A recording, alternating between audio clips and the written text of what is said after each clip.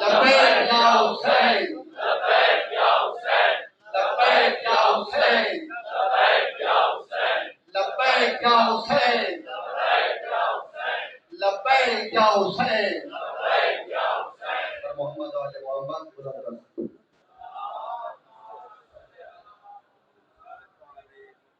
ام البنین نے بیٹے کو بیدار کر دیا، ام البنین نے بیٹے کو بیدار کر دیا، ہر جنگ جیتنے کو تیار کر دیا۔ عباس کو کلیجے سے لگا کے بار بار اتنی دعائیں دی کہ علمدار کر دیا۔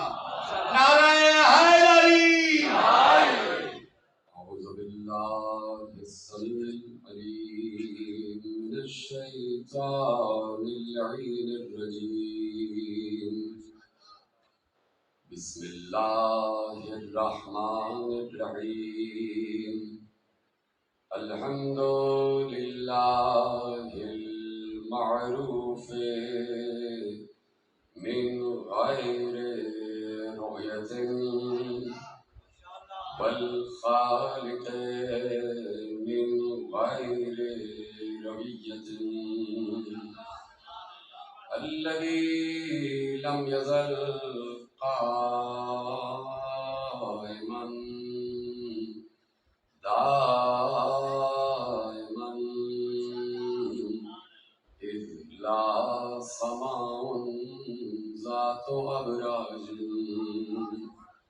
ولا ليل داج ولا بحر ساج ولا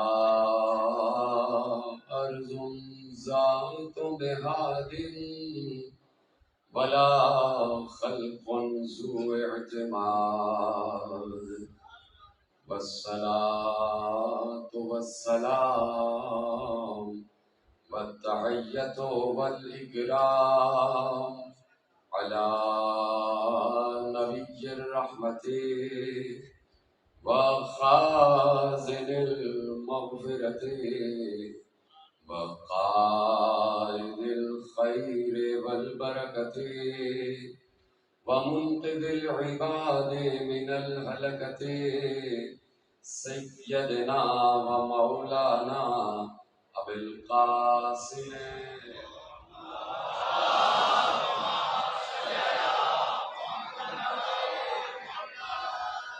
وأهل بيته الطيبين الطاهرين المعصومين المظلومين المنتخبين المنتجبين، الذين أذهب الله عنهم الرجس وطهرهم تطهيرا۔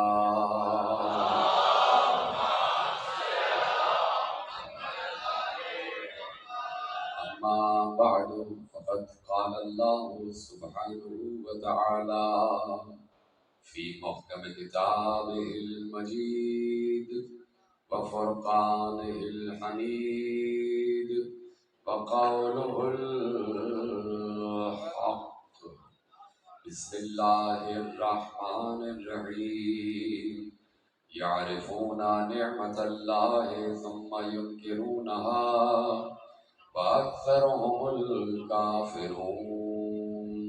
صلوات پڑھے محمد و آل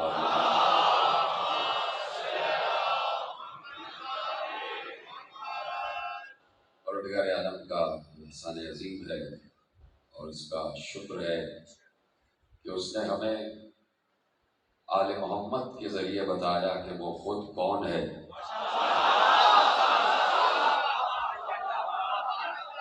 اور خود یہ بتایا کہ آل محمد کون ہے۔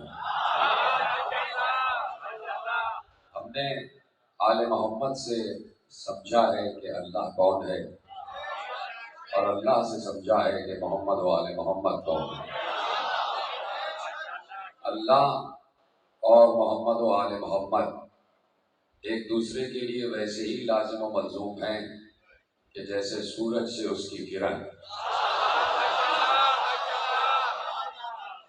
تو یہ جو تعلق ہے اور یہ جو قرب ہے آل محمد کا اللہ سے یہ بڑا دیرینہ ہے، یہ بہت پرانا تعلق ہے، اتنا پرانا ہے کہ اسے قدیم کہہ بھی سکتے ہیں اور نہیں بھی کہہ سکتے، اتنا قدیم تعلق ہے کہ اسے قدیم کہہ بھی سکتے ہیں اور نہیں بھی کہہ سکتے۔ اس لیے میں نے یہ جملہ عرض کیا کہ قدیم اس لیے نہیں کہہ سکتے کہ اللہ فقط اکیلا قدیم ہے، اور قدیم اس لیے کہہ سکتے ہیں کہ خود آل محمد سے جب پوچھا گیا کہ جب اللہ تھا اور کچھ نہیں تھا اس وقت آپ کہاں تھے، اس وقت آپ کہاں تھے، یعنی جب اللہ تھا اور کچھ نہیں تھا تو سائل یہ سمجھ رہا ہے کہ اس نے یہ ذہن میں تصور قائم کیا کہ ایسا کوئی وقت گزرا ہی نہیں کہ وہ ہو اور یہ نہ ہو۔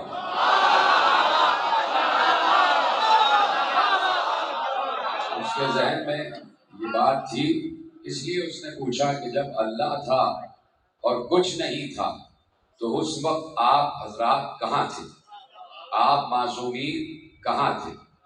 تو معصوم نے ارشاد فرمایا کہ کننا موجودین فی غامض علم اللہ۔ توجہ ہے، ترجمہ آپ کے حوالے کرتا ہوں کہ معصوم نے ارشاد فرمایا کہ ہم اس وقت جب کچھ نہیں تھا، صرف اللہ تھا، ہم اس وقت اللہ کے علم کی گہرائیوں میں موجود تھے۔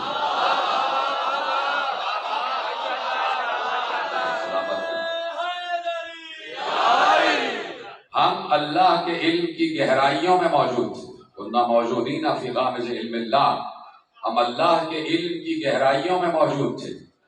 اب یہ بات بالکل ظاہر ہے اور اظہر من الشمس ہے، جیسے سورج نظر آتا ہے، جیسے سورج یقینی ہے، جیسے سورج دکھائی دیتا ہے، جیسے سورج کے ہونے میں کوئی شک نہیں ہے، اسی طرح اس بات کے ہونے میں بھی کوئی شک نہیں ہے کہ جب معصوم نے ارشاد فرمایا کہ ہم اللہ کے علم کی گہرائیوں میں موجود تھے، اللہ کے علم کی، کننا موجودین فی غامض علم اللہ، ہم اللہ کے علم کی گہرائیوں میں موجود تھے، تو جس معصوم نے یہ جملہ ارشاد فرمایا کہ ہم اللہ کے علم کی گہرائیوں میں موجود تھے، اسی معصوم نے ارشاد فرمایا کہ اللہ جو بھی ہے علم ہی علم ہے۔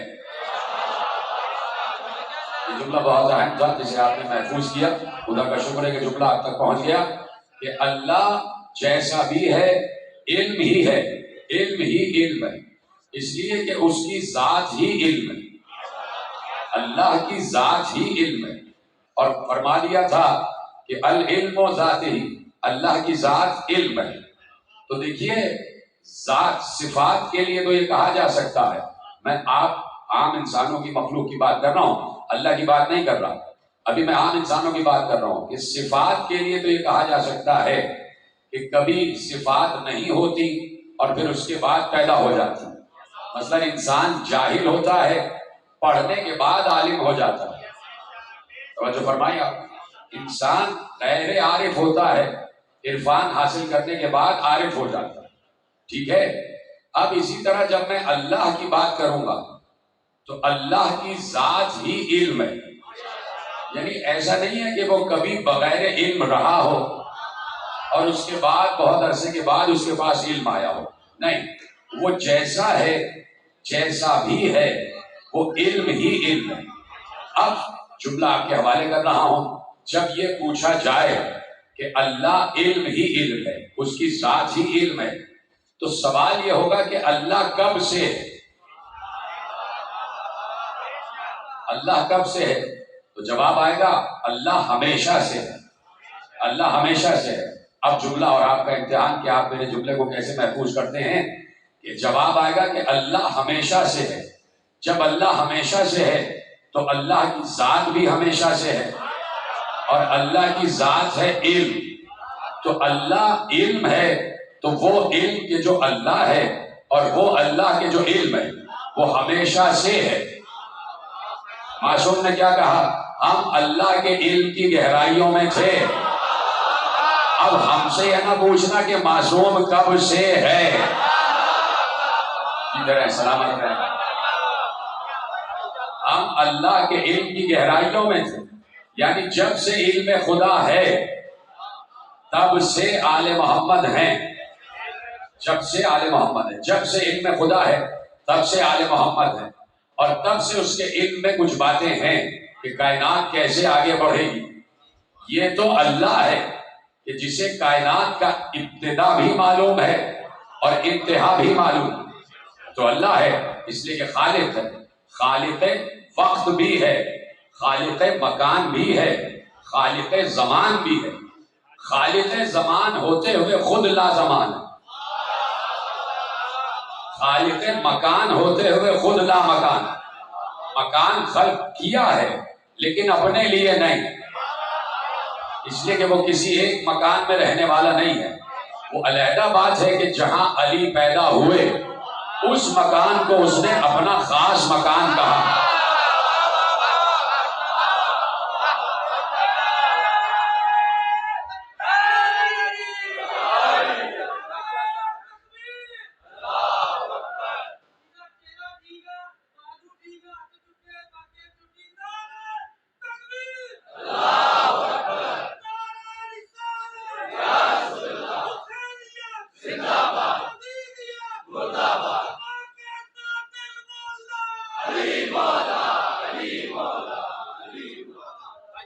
جو فرمایا زیادہ طویل خطاب نہیں، ظاہر سی بات ہے گرمی بہت ہے، لیکن چاہتا ہوں کہ جتنا بھی آپ کے ساتھ وقت صرف ہو جائے وہ معرفت ہی میں صرف ہو جائے. تو اس لیے میں نے عرض کیا کہ موجود ہیں علم خدا میں. علم خدا میں موجود ہے. علم خدا میں موجود ہونے کا مطلب یہ ہے اسی لفظ کا قرآن نے استعمال کیا ہے. اسی لفظ کا قرآن نے استعمال کیا ہے، علم خدا میں موجود ہونا.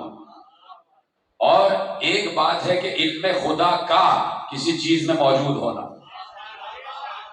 یہ دو الگ الگ باتیں ہیں. علم خدا کا کسی چیز میں موجود ہونا اور کسی چیز کا علم خدا میں موجود ہونا. یہ بالکل ایسا ہی ہے کہ جیسے گلاس میں پانی، تو جتنا بڑا گلاس ہوگا اتنا ہی پانی آئے گا. اور اگر کوئی گلاس ہی پانی میں ڈال دیا جائے، سلامت رہے، اگر کوئی گلاس ہی پانی میں ڈال دیا جائے، توجہ ہے نا آپ کی. تو اب آل محمد کے علم کی مثال ایسی ہی ہے. اس لیے اللہ نے کہا راسخون فی العلم، جو علم میں ڈوبے ہوئے ہیں، جن کو ہم نے علم دیا نہیں ہے وہ ہے ہی علم. سلامت رہے گا جملہ آپ تک پہنچ گیا. ہم نے علم دیا ہے آدم کو، ہم نے علم دیا ہے ابراہیم کو، ہم نے علم دیا ہے نوح کو، ہم نے علم دیا ہے موسیٰ کو، ہم نے علم دیا ہے عیسیٰ کو. لیکن ہم نے مصطفیٰ کو علم دیا نہیں، ہم نے مصطفیٰ کی ذات ہی علم بنا دی.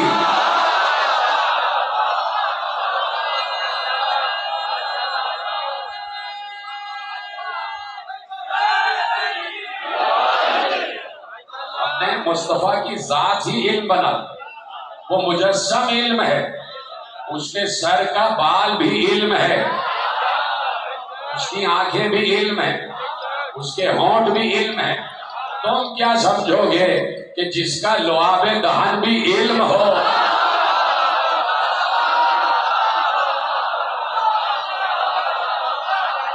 جس کا لعاب دہن بھی علم ہو، سوچو وہ علم کے کس منزل پر ہوگا اور علم کے کس مقام پر ہوگا. اور اس نے ہر کسی کو اس قابل جانا ہی نہیں کہ ہر کسی کو اپنا لعاب دہن دیتا پھرے.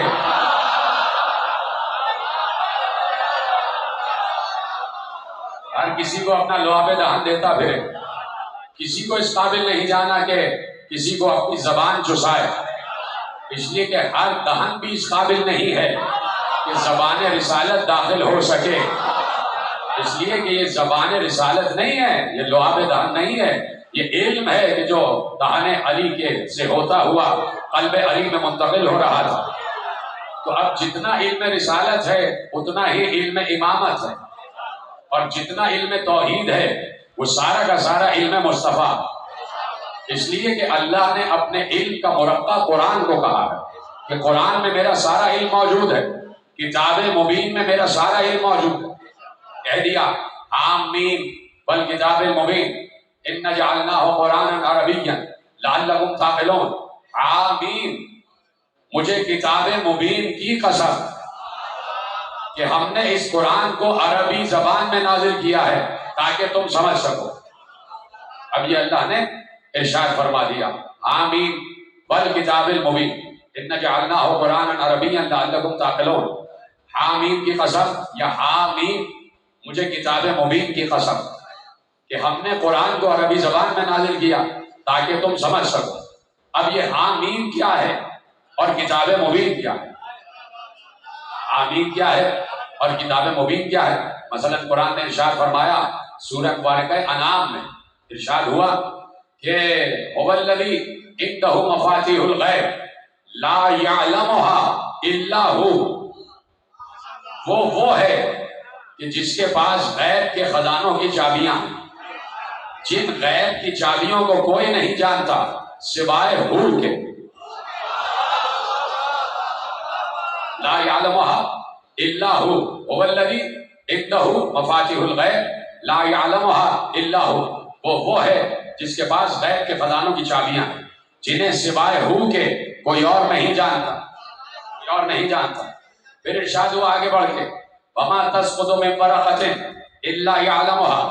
کائنات میں کوئی پتا ایسا نہیں ہے جو درخت سے گرے اور اللہ کو نہ معلوم ہو کہ پتا گرا. ولا حبۃ فی ظلمات الارض.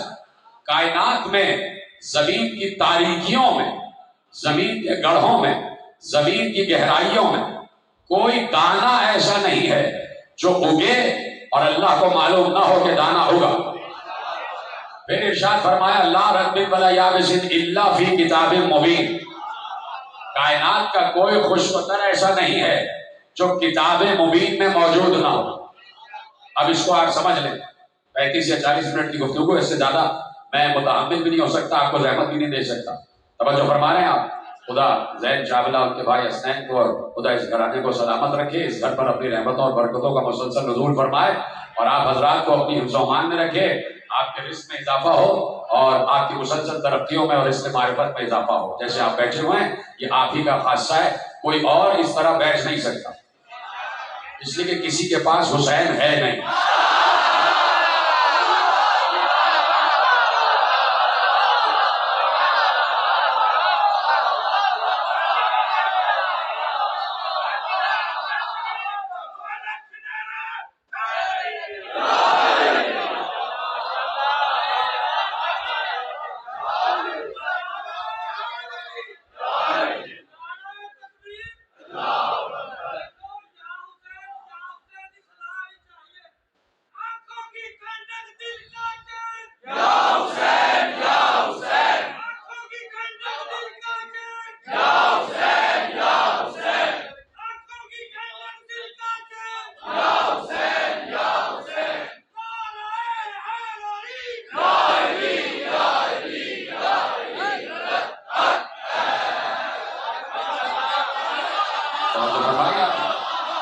تو میں آپ کو دعائیں دیتا ہوا آگے بڑھ رہا ہوں اور اسی لیے میں نے عرض کیا کہ 2-4 جملے آپ کے حوالے کرتا ہوں اور اس کے بعد بات کامل ہو جائے گی. توجہ ہے آپ کی؟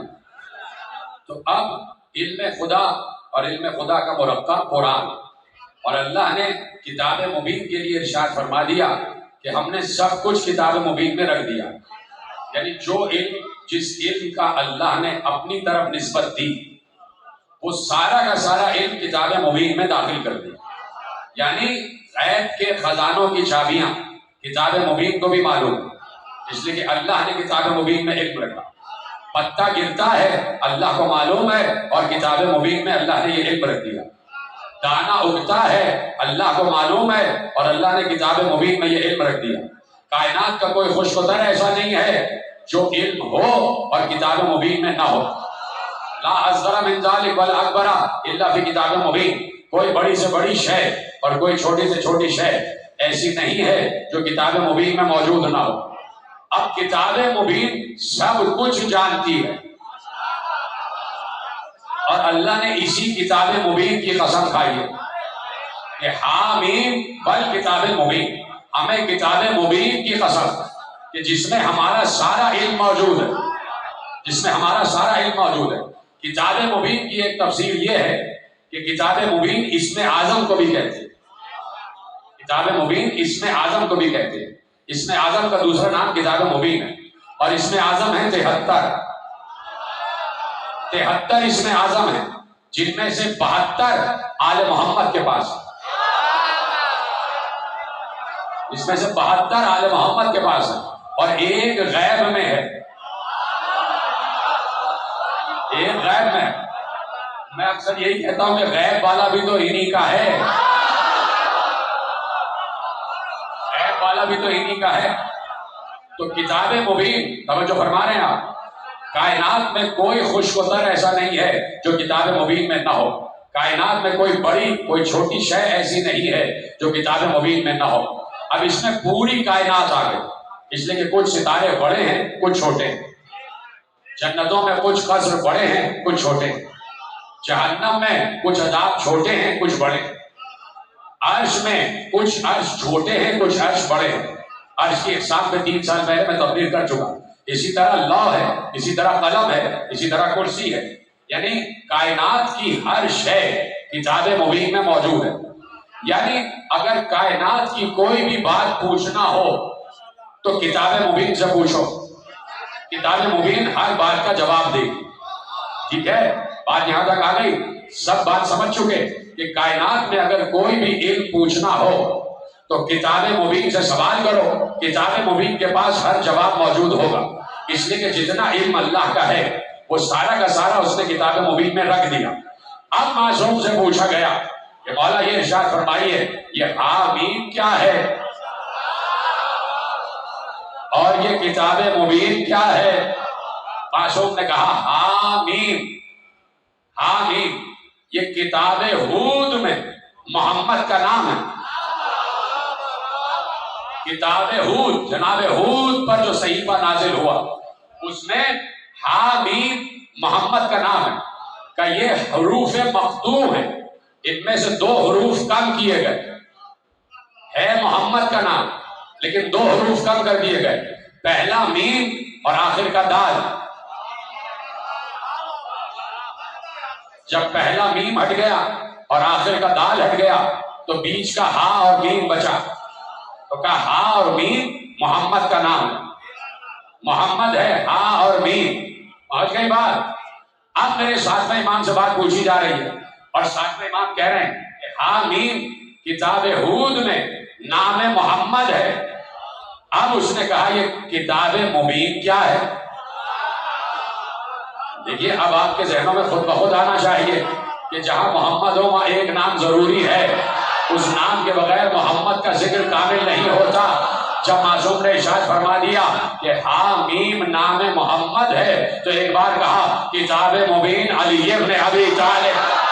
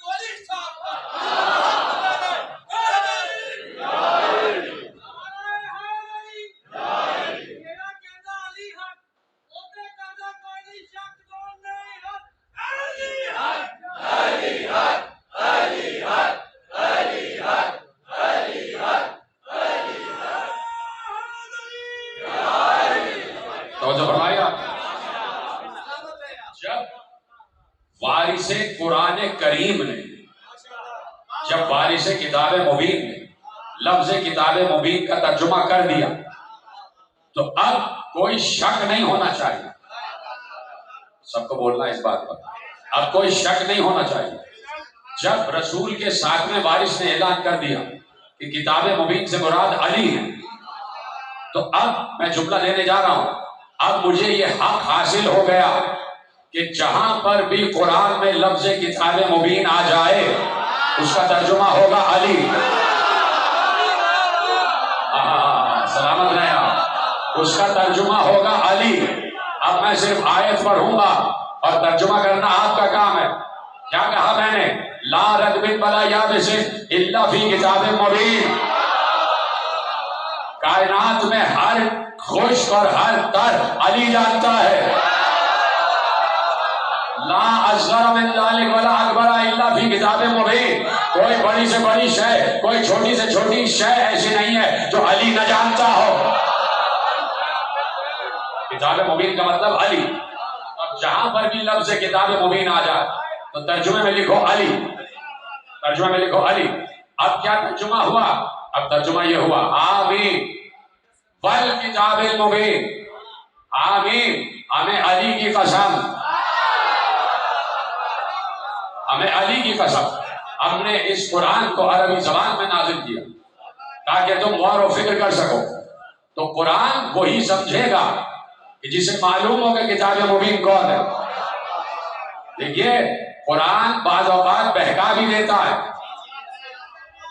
قرآن سے لوگ بہک بھی جاتے ہیں. یہاں بیٹھے ہیں آپ، قرآن سے لوگ بہک بھی جاتے ہیں. اسی لیے قرآن نے خود ارشاد فرما دیا وَنُنَزِّلُ مِنَ الْقُرْآنِ مَا هُوَ شِفَاءٌ وَرَحْمَةٌ لِّلْمُؤْمِنِينَ وَلَا يَزِيدُ الظَّالِمِينَ إِلَّا خَسَارًا.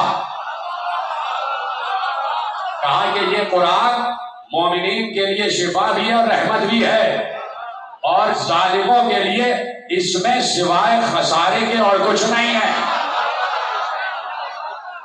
قُلْ هُوَ لِلَّذِينَ آمَنُوا هُدًى وَشِفَاءٌ وَالَّذِينَ لَا يُؤْمِنُونَ هُمْ فِي آذَانِهِمْ وَقْرٌ وَهُوَ عَلَيْهِمْ عَمًى. کہہ دیا کہ ان سے کہہ دیجئے قُلْ هُوَ لِلَّذِينَ آمَنُوا هُدًى وَشِفَاءٌ. ان سے کہیے کہ یہ قرآن ہدایت بھی ہے اور شفا بھی ہے، لیکن مومنوں کے لیے. یہ قرآن ہدایت بھی ہے اور شفا بھی ہے، لیکن مومنوں کے لیے ہدایت اور شفا ہے.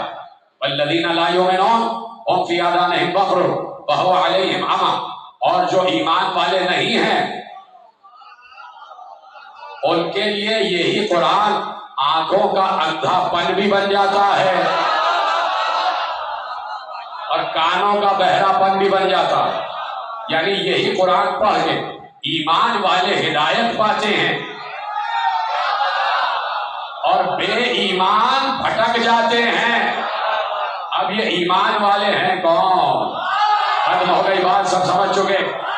ایمان والے وہ ایمان والے کہ جو خندق میں پیغمبر کا یہ جملہ یاد رکھتے ہیں کہ علی نہیں جا رہا، کل ایمان جا رہا ہے. تو علی ہے کل ایمان. سلامت رہے.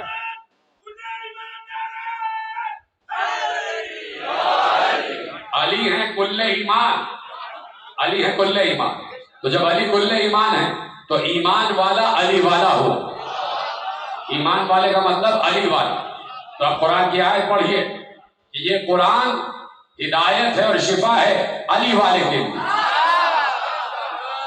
اور جو علی والا نہیں ہے وہ یہی قرآن پڑھ کے اندھا بھی ہو جاتا ہے، بہرا بھی ہو جاتا ہے. جو علی والا نہیں ہے وہ یہ قرآن پڑھ کے بھٹک بھی جاتا. توجہ فرمائیے آپ نے. تو اب بغیر مفسر، بغیر تشریح، بغیر مدبر، بغیر سمجھانے والے قرآن کو سمجھا نہیں جا سکتا. اور سمجھائے وہی جو خود کتاب مبین ہو. تو علی کے بغیر اگر کتاب سمجھنے کی کوشش کی تو انسان بھٹک جاتا، پھر بلبلانے لگتا، اور کبھی کوئی بل اور کبھی کوئی بل.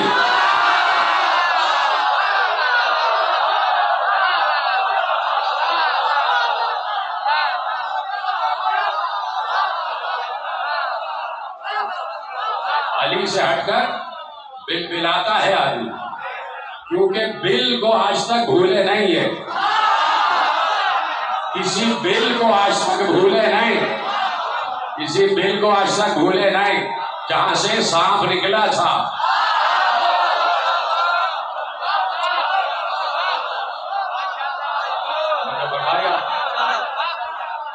عجیب بات ہے. دیکھیے میں نے کہیں پر جملہ عرض کیا کہ نجف جو ہے نا، نجف بڑا انقلاب یافتہ طبقہ ہے، جہاں پر ہر آن انقلاب ہوتا ہے، ہر چیز منقلب ہو جاتی ہے، ہر چیز میں تغیر آ جاتا ہے.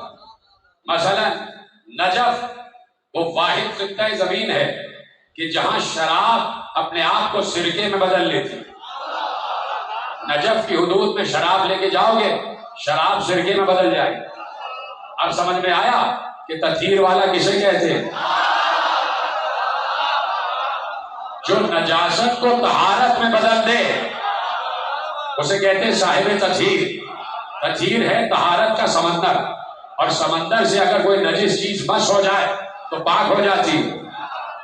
تو علی ہے طہارت کا سمندر، اور علی نجف والا علی ہے، تو وہاں سرکہ بن جاتی ہے شراب، یعنی کوئی نجس چیز جا نہیں سکتی. اسی طرح نجف میں ایک جانور بھی نہیں جا سکتا جسے کتا کہا جاتا ہے. تو نجف میں یہ نجس جانور بھی نہیں جا سکتا، جا ہی نہیں سکتا. دور دور ہٹ جاتے اور پھر دور دور کھڑے ہو گئے بل بلانے لگتے، دور رہتے نجف سے. یہ علی کا کمال ہے. اسی طرح نجف میں سانپ بھی اپنی فطرت بدل لیتا، نجف کا ایک واقعہ آپ کو سناتا ہوں، یاد آ گیا تو سناتا ہوں. ایک گھر ہے اور اس گھر میں کچھ لوگ رہ رہے ہیں. ایسے میں سانپ آیا اور طاق پر کچھ پیالے رکھے ہوئے تھے. اس نے ایک پیالے میں منہ ڈالا اور اس نے اپنا زہر چھوڑ دیا. اب یہ سانپ کی فطرت ہے، وہ نقصان پہنچاتا اور چاہتا ہے کہ میں نقصان پہنچاؤں. اس نے اپنا زہر داخل کر دیا. ایک لڑکی دیکھ رہی تھی، اس نے کہا شاید سانپ پیاسا ہے، بھوک لگ رہی ہے اس کو. اس نے ایک پیالے میں دودھ اس کے سامنے رکھ دیا. سانپ نے دودھ پیا، دوبارہ وہاں چڑھا اور اپنی دم سے اس پیالے کو گرا کے توڑ دیا جس میں زہر پھینکا ہوا تھا.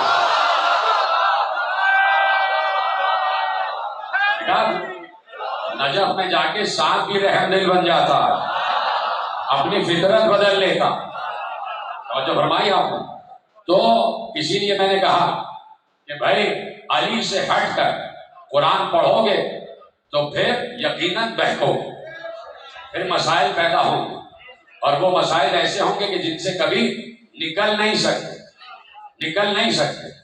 آپ علی کے بغیر مسائل سے نہیں نکل سکتے.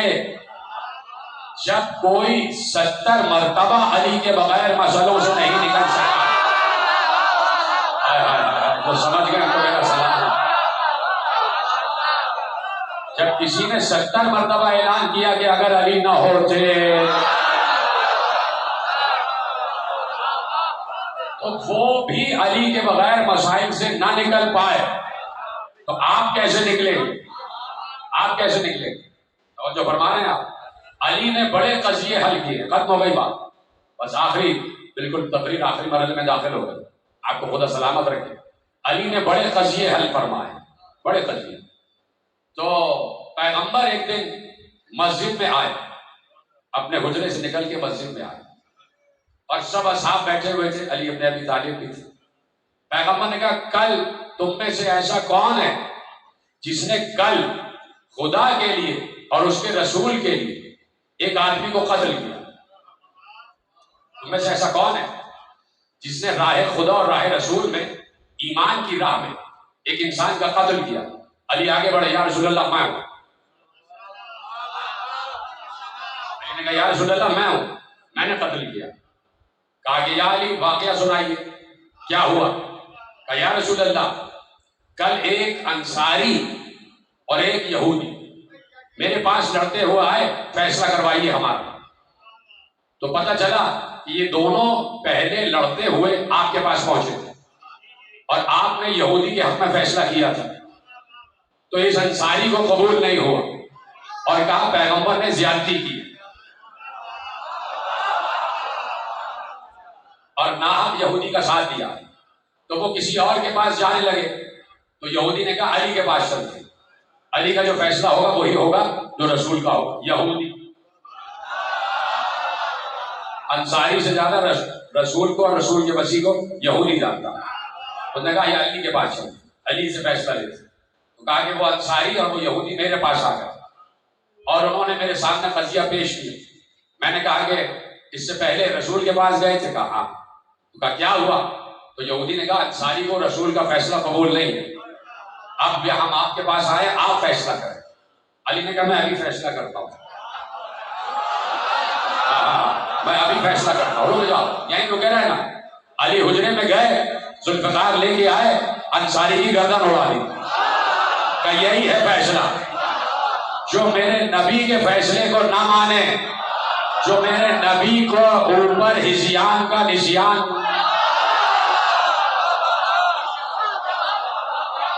جو نبی کے فیصلے پر اعتراض کرے, اس کا یہی انجام ہے کہ قتل کر دیا جائے, قتل کر دیا جائے.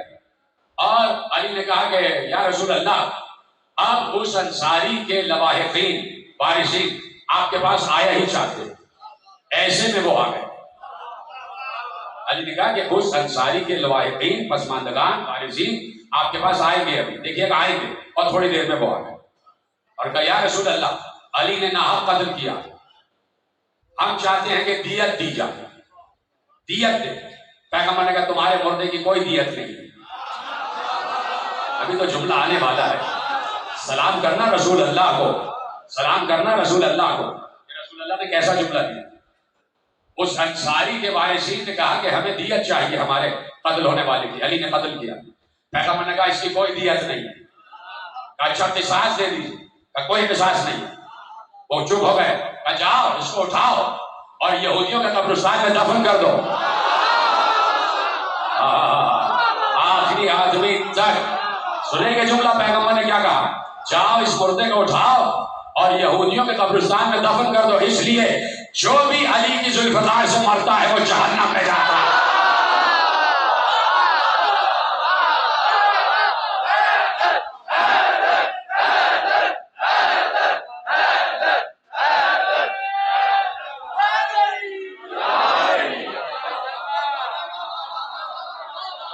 جو بھی علی کی ذوالفقار سے قتل ہو وہ جہنم میں جائے گا. اور پھر لکھا یہ ہے کہ اس مردے کے جسم پہ خنزیر کی کھال ابھر آئی, خنزیر کی کھال ابھر آئی. تو اتنے مارے ہیں علی نے, اتنے مارے ہیں. ان کی قبریں کھود کھود کر دیکھو, یہ انسان ہی ہے یا کوئی جانور دفن ہے. جن کو چھوڑا ہے ان کی محبت میں نہیں چھوڑا, جن کو علی کی تلوار میں چھوڑا ہے تو چھوٹ جانے والے کی محبت میں نہیں. ان کی نسلوں میں کوئی علی والا آنے والا تھا, ان کی وجہ سے بچ گئے, ان کی وجہ سے بچ گئے. آج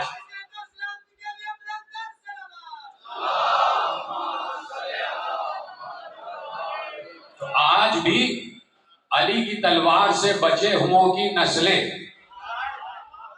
منتظر ہیں کہ ہم کلمہ پڑھیں. اسی لیے ان کے آبا و اجداد بچ گئے, علی کی تلوار سے بچ گئے. اس لیے کہ ابھی کچھ لوگ آنے والے ہیں, اور کچھ آئے تو وہ یہاں آ گئے, کچھ ابھی باہر ہیں وہ آنے والے. یاد رکھنا کہ جتنے ہیں, چاہے کتنا ہی موذی دشمن کیوں نہ ہو, اس کا باپ دادا اگر علی کی تلوار سے بچا ہے تو یا تو وہ خود آئے گا یا اس کی نسلوں میں کوئی ہے جو ابھی آنے والا.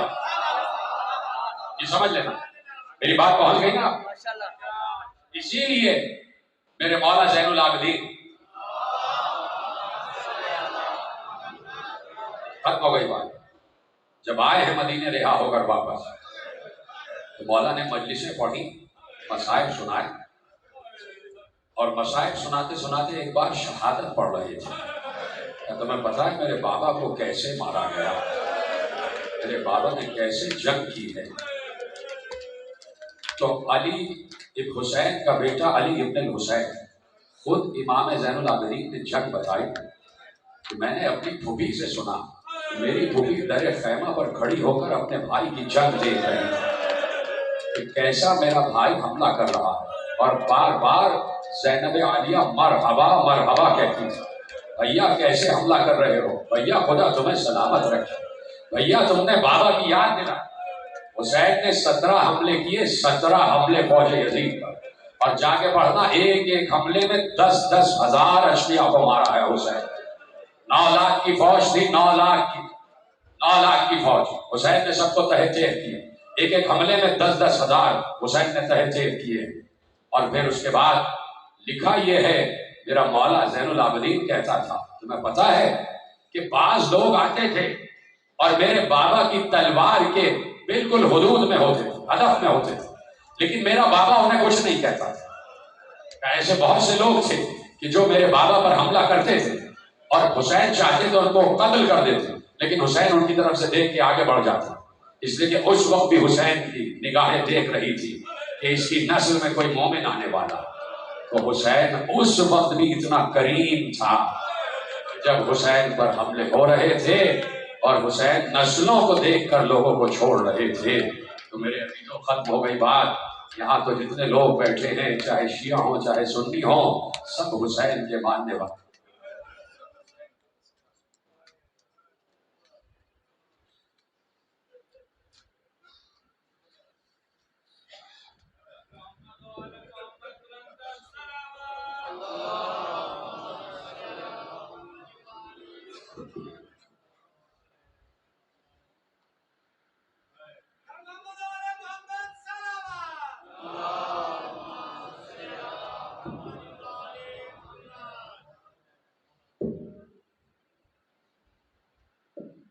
توجہ ہے، سب حسین کا ذکر سننے بیٹھے ہیں، سب حسین کا تذکرہ سننے بیٹھے ہیں۔ میرے عزیزوں، تم نے غور کیا اس وقت کافی دیر سے بیٹھے ہو، یہ جہاں بیٹھے ہیں ہم، یہ تہہ خانہ ہے۔ میں نے کہہ دیا تم نے، جہاں پہ ہم بیٹھے ہیں یہ تہہ خانہ ہے۔ اتنا خرچ ہو رہا ہے، پنکھے بھی چل رہے ہیں، مگر پسینہ کتنا نکل رہا ہے۔ اور کیا تم نے، ابھی تمہارا یہ عالم ہے کہ ابھی باہر چلے جاؤ گے، ہوا لے لو گے، گھر چلے جاؤ گے، لیکن 1 سال سکینہ تہہ خانے میں قید رہی، 1 سال تہہ خانے میں آل محمد قید رہے۔ کتنا حبس کا ماحول ہے، یہ چھوٹی بچی سے پوچھو، یہ سکینہ سے پوچھو کہ تہہ خانے میں رہا جاتا ہے تو کیسے رہا جاتا ہے۔ اور پھر سارے اہل حرم کو آزاد ہو کے باہر آ گئے، سکینہ آج بھی تہہ خانے میں ہے، سکینہ آج بھی قید خانے میں ہے، سکینہ آج بھی اسی ماحول میں ہے۔ اور میرا دل یہ کہتا ہے کہ بار بار پوچھتی ہوگی آنے والوں سے، آنے والوں کیا میرے چچا کی کوئی خبر ہے، پوچھتی ہوگی۔ اور بھوبی اماں تو وہیں پر ساتھ آرام کر رہی ہے نا، زینب ساتھ آرام کر رہی ہے۔ میرے عزیزوں، زینب سے کہا تھا کہ سکینہ کا خیال رکھنا، تو زینب نے ایسے وعدہ نبھایا کہ آج تک سکینہ کے ساتھ، جہاں سکینہ ہے وہیں 2 قدم پر زینب کا مزار ہے۔ بھوبی نے بھتیجی کو آج تک تنہا نہیں چھوڑا ہے۔ جب جاتے ہیں نا ہم لوگ تو بیوی دعائیں دیتی ہے، سلامت رہو اے آنے والوں، اے سکینہ کی قبر پر آنے والوں، تمہیں خدا سلامت رکھے۔ اتنا ظلم ہوا ہے سکینہ پر، بس 2 جملے سن لینا میرے عزیزوں۔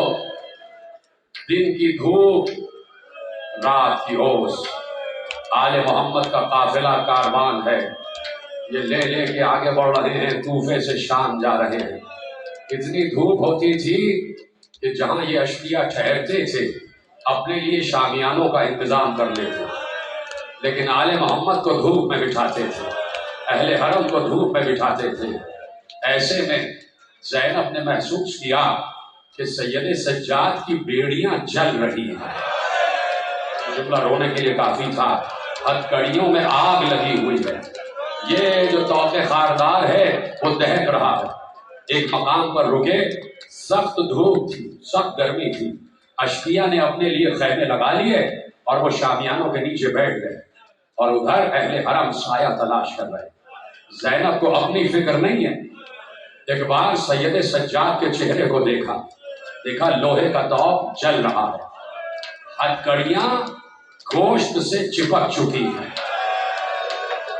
पैरों की बेड़ियां पिंडलियों से चिपक चुकी हैं। ज़ैनब ने चारों तरफ देखा, एक ऊंट बैठा हुआ था, उस ऊंट का साया जमीन पर पड़ रहा था। ज़ैनब ने उस साए में ज़ैनुल आबिदीन को बिठा दिया, मेरे बेटे तुम यहाँ बैठ जाओ। खुद अपनी परवाह नहीं है ज़ैनब, मेरा भतीजा सलामत रहे, इमाम वक्त सलामत रहे। ऐसे में सकीना छोटी सी 4 बरस की साए की तलाश में है। उसने देखा दूर एक झाड़ियां हैं, झाड़ियों का साया छन छन कर जमीन पर आ रहा। बच्ची उस साए में बैठ गई। कई दिनों की थकी हुई बच्ची थी, थोड़ा सा साया मयसर आया, बच्ची को नींद आ गई। सुनोगे, बच्ची के हाथ तो बंधे हुए थे, बच्ची ने बंधे हाथों से एक जगह मट्टी इकट्ठा की, उस मट्टी को तकिया बनाया, उस तकिया पे रुखसार रखकर सो गए। ये जुमला रोने के लिए काफी था मेरे अजीजों। वो बच्ची उस तकिया पर, आग के तकिए पर अपने रुखसार सो गए। ऐसे में कुछ लोगों ने आके अशनिया से कहा कि ये शहर वाले हमला करने वाले, यहाँ से जल्दी चलो, जल्दी चलो। जल्दी जल्दी शामियाना को लपेटा गया, जल्दी जल्दी असीरों को ऊंटों पर सवार किया गया और जल्दी से काफिला आगे बढ़ा दिया गया। खबर ही न हुई कि सकीना वहीं रह गई, बच्ची वहीं रह गई, तन्हा रह गई। खत्म हो गई तकरीर, शाम हो गई, बच्ची की आंख खुली तो बच्ची दहशत जदा हो गई, इसलिए कि ना भैया है, ना माँ है, ना भूबी है, बच्ची अकेली रह गई। कभी इधर देखती है, कभी उधर देखती है, कभी बाएं देखती है, कभी दाएं देखती है। एक बार आवाज दी, भैया, अम्मा, भूबी, मैं तन्हा रह गई, मैं किसको पुकारूं? एक बार नजफ का रुख करके कहा, दादा अली आप भी मदद को आ जाओ। फिर इशारा किया करबला की तरफ, चचा अब्बास सब मुझे छोड़ के चले गए, आपकी भतीजी तन्हा रह गई। थोड़ी दूर जब काफिला आगे बढ़ा तो ज़ैनब ने कहा, सकीना रह गई, हमारी बच्ची रह गई, जब तक बच्ची नहीं आएगी हम आगे नहीं बढ़ेंगे। रात हो चुकी थी, अंधेरा भीग चुका था। एक बार ज़ज्र बिन कैस मलऊन, ये नाम सुनते ही रोना शुरू कर देना, इसलिए कि बड़ा जालिम है, इससे ज्यादा जालिम देखा नहीं रुए से। ज़ज्र बिन कैस मलऊन बच्ची को ढूंढने चला, वापस आया, घोड़े पे बैठा हुआ था, पीछे की तरफ चला। चलते चलते अब रावी हमीद इब्न मुस्लिम कहता है कि मैं भी उसके पीछे चला ताकि लिखता रहूं कि ये क्या करता है, ये बच्ची के साथ क्या सलूक करता है। कहता मैं उसके पीछे पीछे एक नाके पर सवार, मैंने देखा दूर से वो बच्ची नजर आ गई, सकीना दूर से नजर आई। सकीना की निगाह ज़ज्र बिन कैस पर पड़ी, बच्ची लरजने लगी, बच्ची थरथराने लगी। क्या सुन रहे हो? बच्ची का चेहरा जर्द हो गया। एक बार ज़ज्र बिन कैस आगे बढ़ा, हमीद इब्न मुस्लिम कहता है मैं भी आगे बढ़ा। बच्ची ने देखा कि ज़ज्र लाल आंखों के साथ गुस्से में सकीना के करीब आ रहा है और अब करीब था कि ताजियाना उठाया। ज़ज्र बिन कैस ने ताजियाना लहराया और कहा तेरी हिम्मत कैसे हुई कि तू काफिले के पीछे रह गई, क्या तू वतन वापस जाना चाहती है?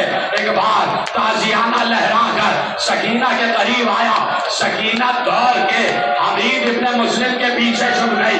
ऐ शहर मुझे बचा ले, ऐ शहर मुझे बचा ले। उतनी देर में ज़ज्र आगे बढ़ा, ताजियाना उठा, सकीना के सर पर लगा,